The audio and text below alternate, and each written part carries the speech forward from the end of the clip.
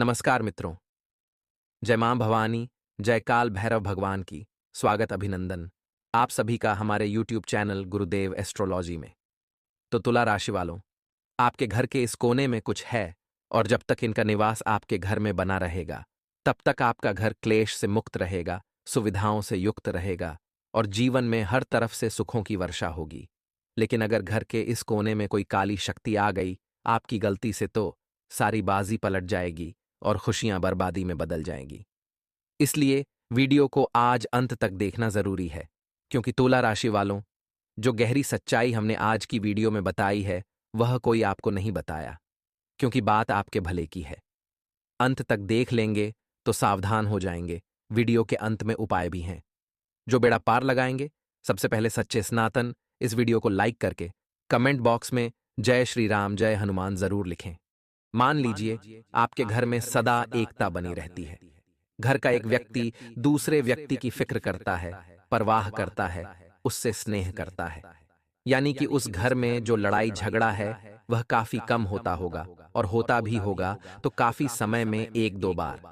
यानी कि आपके घर के कोने में जरूर कुछ है, जरूर देवताओं का वास है। क्योंकि अक्सर जहां पर बहुत सारे लोग इकट्ठा होते हैं वहां संभावना है कि किसी को किसी की बात न जमे।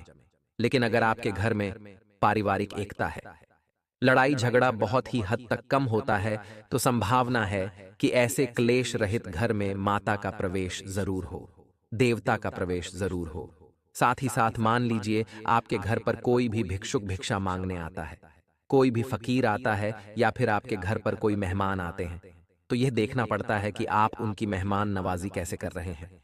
क्योंकि बहुत सारे लोग होते हैं जो मेहमानों को देख करके मुंह बना लेते हैं, लेकिन वास्तविकता में अतिथि देवो भव की परंपरा हम सभी को निभानी चाहिए।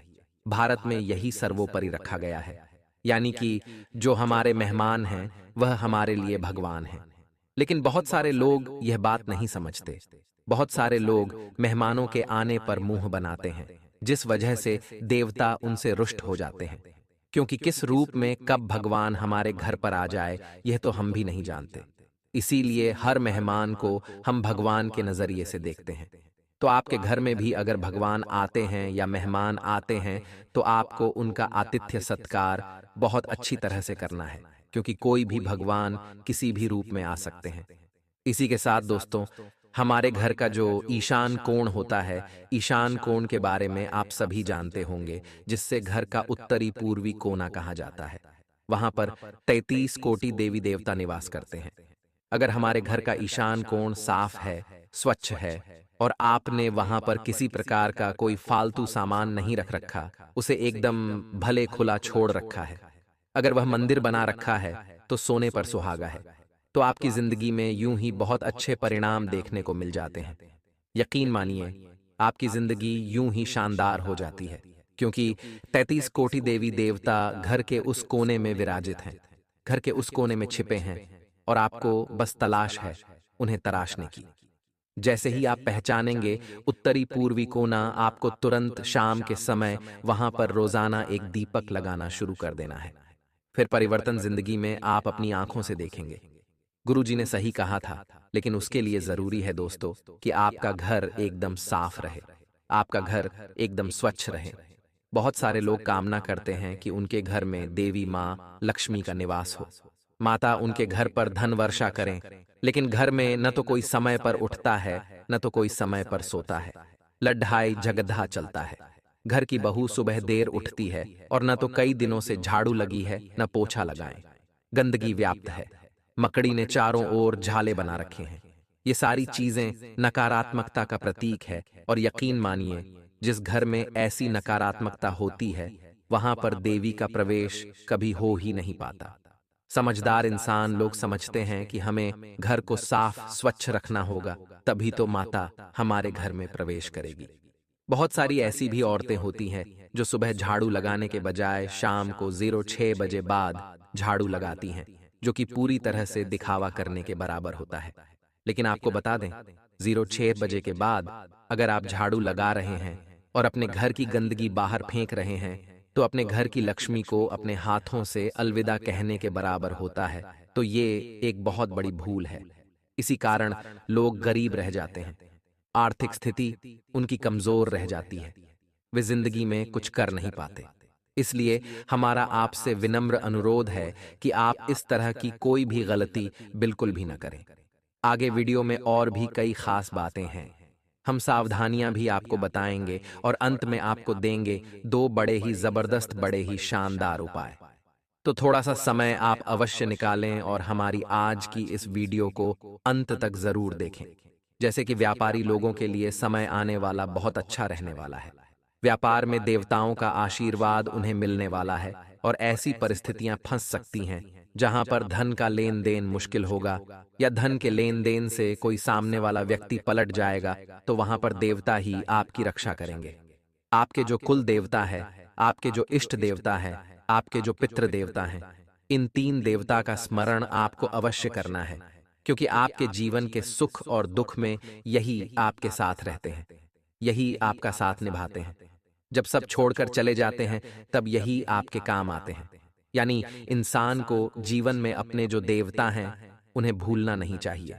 कई बार शुरू में जब बेरोजगार होते हैं, नौकरी धंधे नहीं होते, तब हम भगवान की खूब भक्ति करते हैं। लेकिन जब नौकरी मिल जाती है तो इंसान भगवान को भूल जाता है, उनका एहसान भूल जाता है, वह कामकाज में व्यस्त हो जाता है, मंदिर जाना भूल जाता है और परिणाम क्या निकलता है, उसकी वह सफलता ज्यादा दिनों तक नहीं टिकती। अगर आप सफल हुए हैं और आपको अपनी सफलता को बरकरार रखना है तो आपको सदैव भगवान का स्मरण करते रहना है। कई दैवीय शक्तियां होती हैं जो हमें रात्रि के समय भी एकदम से जगाती है, चाहे वह 02 बजे हो, 03 बजे हो, 04 बजे हो। तो ये जो समय होता है, गोधुली बेला का समय होता है, अमृत वेला का समय होता है, तो इसमें ना नकारात्मक शक्तियां एकदम सोई हुई होती हैं और जो सकारात्मक शक्तियां होती है वह अपने चरम पर होती है। यहाँ पर उठने का मतलब सिर्फ इतना है कि भगवान का नाम लो, उठ कर के थोड़ी देर के लिए अपनी मनोकामना रखो भगवान के सामने और वापस से सो जाओ।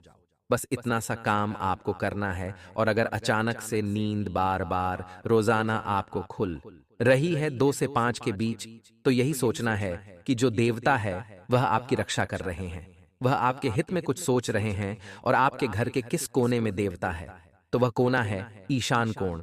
ईशान कोण की साफ सफाई अच्छी तरह से रखिए। कई लोग ईशान कोण पर अनाप शनाप चीजें बनवा देते हैं, तो यह चीजें बहुत गलत हो जाती हैं और वह उस कोण का जो महत्व है उसे खत्म कर देती है। तो ऐसी गलती आप मत करिएगा। वहां पर 33 कोटि देवी देवता, स्वयं लक्ष्मी नारायण, स्वयं प्रभु श्री राम, स्वयं हनुमान जी महाराज सभी निवास करते हैं।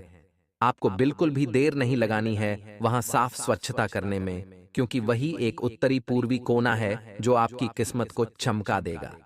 साथ ही साथ आने वाले समय में नौकरी में काफी बढ़िया रिजल्ट आपको देखने को मिलेंगे, क्योंकि काफी समय से प्रमोशन की चाह थी लेकिन प्रमोशन हो नहीं पा रहा था। लेकिन आपने भी सच्चे दिल से भगवान से नहीं मांगा था। अब आपकी मनोकामना अवश्य ही पूर्ण होगी। बहुत अच्छे रिजल्ट आपको नौकरी में मिलेंगे और नौकरी अगर नहीं भी थी तो भी नौकरी की पूरी पूरी संभावनाएं यहां पर निर्मित हो रही हैं। तो घबराने की या फिर डरने की तो कोई बात है नहीं। आपको बस अपने कर्म करते रहना है, क्योंकि हम जैसा बोएंगे हम वैसा ही काटेंगे। आप जितना अच्छा अपना जीवन बना लेंगे, पुण्यवान जीवन बना लेंगे, कर्मों के साथ जिंदगी में आगे बढ़ेंगे, कभी भी सच्चाई का साथ नहीं छोड़ेंगे, ईमानदारी से अपनी जिंदगी को जिएंगे, तो 33 कोटि देवी देवता स्वयं आपकी रक्षा करेंगे। और यकीन मानिए उनकी रक्षा के प्रतिफल से आप जिंदगी में सदैव सफलता प्राप्त करेंगे। आगे वीडियो में हम आपको 2-3 उपाय बताना चाहते हैं, बहुत ध्यान से आप सुनिएगा, क्योंकि यही उपाय आपका काम बनवाएंगे। सबसे पहला उपाय आखिर क्या है दोस्तों? माता रानी को अगर प्रसन्न करना है तो सबसे पहला उपाय आप यही करें कि शिव मंदिर अवश्य जाएं और भोले बाबा को एक लोटा जल आप अर्पित करें। वहीं पर माता की जो प्रतिमा है, माता को एक चुनरी चढ़ा दीजिए और शिव शक्ति से प्रार्थना आपको करनी है, शिव शक्ति का स्मरण आपको करना है। अर्धनारीश्वर स्वरूप को मन में बना करके उनसे प्रार्थना करनी है। आपकी जो भी दिक्कतें हैं, विवाह की दिक्कत है तो वह भी पूरी तरह से समाप्त हो जाएगी। लेकिन मान लीजिए आपका कारोबार ठीक ढंग से नहीं चल रहा, आपने बहुत प्रयास कर लिए लेकिन व्यापार तो है कि आगे बढ़ने का नाम ही नहीं ले रहा, तो आपको एक धतूरा अर्पित करना है शिवलिंग के ऊपर और थोड़ी देर के पश्चात आपको उस पर एक लोटा जल भी अर्पित करना है। बाद में उस धतूरे को उठा लीजिए वापस और अपने तिजोरी या धन रखने वाले स्थान पर लाकर रख दीजिए। आपके लिए यह बहुत कारोबार को बढ़ाने वाला होगा।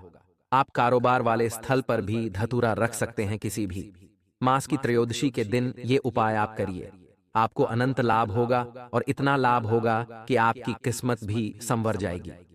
ऐसा योग एक साथ कई सालों बाद बनता है, जिसके महत्व को आप जितना जल्दी पहचान लेंगे आपके लिए उतना ही अच्छा रहेगा। यूं समझिए, आपके घर के इस कोने में है देवता और आपकी जिंदगी अब इन देवताओं के हाथ में है, और जब देवताओं की कृपा होगी तो आप दिन दुगनी रात चौगुनी तरक्की करेंगे। लेकिन अगर आपने गलती कर दी और देवताओं को रुष्ट कर दिया तो फिर आपको आगे मुसीबत द्वार पर होगी। आपकी तरक्की रुक जाएगी और आप जहां थे बस वहीं रह जाएंगे। आने वाले अगले 24 घंटों में रोजगार की स्थिति थोड़ी मजबूत बनती दिखाई दे रही है, क्योंकि काफी समय से आप देवी देवताओं से प्रार्थना कर रहे थे। बस एक काम आप इतना कर दीजिएगा, हनुमान जी को पान का बीड़ा अर्पित करिएगा, और हनुमान जी का कोई मंदिर है जहां ध्वजा नहीं है तो लाल ध्वजा चढ़ा दीजिएगा। इतना सा काम करेंगे तो आपकी जिंदगी में कभी भी कोई कष्ट नहीं रहेगा और हनुमान जी महाराज आपकी सारी मनोकामनाओं को शीघ्र ही पूर्ण कर देंगे। आने वाले अगले 24 घंटों में जिंदगी आपको अपना असली रंग भी दिखाएगी। जैसे कि कुछ मित्र आपके साथ धोखा कर सकते हैं, चलते चलते बीच काम अटक सकते हैं, या फिर बहुत ज्यादा पुण्य के बावजूद भी आपके हिस्से में थोड़ा बहुत धोखा सकते हैं। तो वहां पर घबराना नहीं है, हनुमान जी महाराज का स्मरण करना है। मंत्र बहुत ही शानदार हम आपको बता रहे हैं। ओम हम हनुमंते नमः, ओम हम हनुमंते नमः। इस मंत्र के जाप से आपको ताकत मिलेगी और वह ताकत आपको सभी लोगों से आगे बनाए रखेगी। इसी के साथ दोस्तों, व्यापार की स्थितियां बहुत शानदार हैं, लेकिन आपको एक काम करना होगा कि अपने व्यापारिक स्थल पर जहां भी आपका व्यापार है वहां पर सुबह सुबह प्रभु श्री राम के या हनुमान जी महाराज के भजन जरूर लगाने हैं, क्योंकि जहां होगा कीर्तन प्रभु श्री राम का वहां स्वयं हनुमान जी महाराज आएंगे। तो आप भी सुबह सुबह एक ऐसा माहौल बनाइए, एक ऐसा सत्संग वहां पर बनाइए। हनुमान जी की कृपा आपको इन 24 घंटों में मिल जाएगी तो आगे आने वाले सारे साल आपके समझ जाएंगे। इतना ध्यान रखिएगा। और कल आखिरी मौका है, क्योंकि आपकी जिंदगी हनुमान जी के ही हाथ में है और आपके जिंदगी की लगाम अगर वह पकड़कर बैठ जाएंगे तो आपकी जिंदगी इतनी शानदार हो जाएगी कि आपने सपने में भी नहीं सोचा होगा। आने वाले अगले 24 घंटों में विद्यार्थियों के लिए समय बेहतरीन बन रहा है, क्योंकि काफी समय से निराशा के बादल छाए हुए थे। आपका जो कॉन्फिडेंस है वह बहुत कम हो चुका था, लेकिन हम आपको बता दें, जो हनुमान जी के भक्त होते हैं उनके अंदर बेमिसाल कॉन्फिडेंस होता है, आत्मविश्वास की कोई कमी नहीं होती। इसीलिए कोशिश करिएगा कि कठिन से कठिन परीक्षा हो या कमजोर से कमजोर विषय, आपको हिम्मत नहीं हारनी है। आपको प्रूफ करना है कि आप किसी से कम नहीं हैं। आपको सबको दिखा देना है कि आप कुछ भी कर सकते हैं। कोई भी काम आपके लिए बड़ा या छोटा नहीं है। आगे वीडियो में बहुत जरूरी सावधानियां हम आपको बताने वाले हैं, साथ ही अंत में मिलेंगे आपको 2 बड़े ही जबरदस्त हनुमान जन्मोत्सव के उपाय। तो वीडियो को बिल्कुल अंत तक देखिएगा और अपने सारे सपने पूरे कर लीजिएगा। सावधानी सबसे पहले नंबर पर यही आ रही है कि अगर आप किसी को कोई वादा कर रहे हैं तो उस वादे को पूरा करना होगा। रघुकुल रीत सदा चली आई, प्राण जाए पर वचन न जाए। यानी जो इंसान वादा करके वादे को पूरा नहीं करता, उसकी जो समाज में छवि है वह पूरी तरह से बिगड़ जाती है। लोग उस पर विश्वास करना बंद कर देते हैं और अपनी इसी गलती की वजह से वह दिन दोगुनी रात चौगुनी तरक्की करने की बजाय सदैव गर्त में चला जाता है। इसीलिए आपको यह गलती नहीं करनी है और ऐसे स्थान पर थोड़ा सावधानी के साथ कदम बढ़ाना है। आने वाले अगले 24 घंटों में कुछ लोग आपके ऊपर नजर भी बनाए हुए हैं। इनका इरादा यह है कि मेहनत आप करें और आपकी मेहनत पर हक जताए या आपकी मेहनत का फायदा ये लोग उठाएं। इनकी इच्छा है तो आपको इनकी इच्छा को पूरा नहीं होने देना है। आपको पूरी मेहनत करनी है और चारों ओर पैनी निगाह भी बनाए रखनी है कि कहीं कोई ऐसा तो नहीं है जो आपके ऊपर नजर बनाए हुए हैं, जो आपको बार बार नोटिस कर रहा है, आपके काम के साथ छेड़खानी कर रहा है। ऐसे लोगों से इन 24 घंटों में थोड़ा बचने की आवश्यकता है। अगर आपके संतान पर आप ध्यान देंगे तो ज्यादा अच्छा रहेगा, वरना उनकी तबीयत भी बिगड़ सकती है या उन्हें गलत राह भी मिल सकती है। क्योंकि आने वाले अगले 24 घंटों में संतान के ऊपर नकारात्मक ग्रह असर डालने वाले हैं। या तो उनका स्वास्थ्य बिगड़ सकता है, या तो कुछ लोग उन्हें गलत दिशा में भटका सकते हैं, और आप कामकाज में अति व्यस्त रहते हैं, जिसके कारण आप उन पर ध्यान नहीं दे पाते। तो हम हमेशा कहते हैं, बच्चों को आप खिलौना नहीं देंगे तो वह कुछ देर रोएगा, लेकिन अगर आप बच्चों को संस्कार नहीं देंगे तो वह जिंदगी भर रोएगा। इसलिए अपने बच्चों को आज से ही संस्कारवान बनाइए। उन्हें समय दीजिए, उनका ध्यान रखिए, उनसे दूर मत होइए, वरना बात हाथ से निकल जाएगी। दाम्पत्य जीवन की दोस्तों बात करें तो खुशहाली ही खुशहाली नजर आ रही है। प्रेम की मधुरता बहुत बढ़ने वाली है। आपसी समावेश मधुरता का, प्रेम का बहुत अच्छी तरह से होने वाला है, और काफी समय से जो अधूरा सा था वह पूरा होने वाला है। लव जोड़ों के लिए भी बहुत अच्छा समय है। अगर आपका एक दूसरे के साथ फाइनल है तो आप घर पर शादी की बात रख सकते हैं। हनुमान जन्मोत्सव का दिन है। इससे बढ़िया दिन आपके लिए और कोई नहीं हो सकता। तैयारी आपको अपनी पूरी करनी है, बाकी आगे हनुमान जी महाराज जरूर संभालेंगे। अब दोस्तों, 2-3 उपाय हम आपको बताने जा रहे हैं। अगर ध्यान से सुनेंगे और हनुमान जन्मोत्सव के दिन करेंगे, क्योंकि बड़ी पूर्णिमा भी इस दिन पड़ रही है, तो बहुत बढ़िया फायदा होगा। बस एक एक उपाय को ध्यान से सुनिएगा जरूर। सबसे पहला उपाय है कि आपको हनुमान जी के मंदिर जाना है और 5 चमेली के तेल के दीपक जलाने हैं। पूरे 5 चमेली के तेल के दीपक हनुमान जी महाराज के सामने आप जलाइए, और हनुमान बाहुक का या बजरंग बाण का 5 बार आपको पाठ करना है। वहीं पर बैठकर एक के बाद एक के बाद एक 5 बार।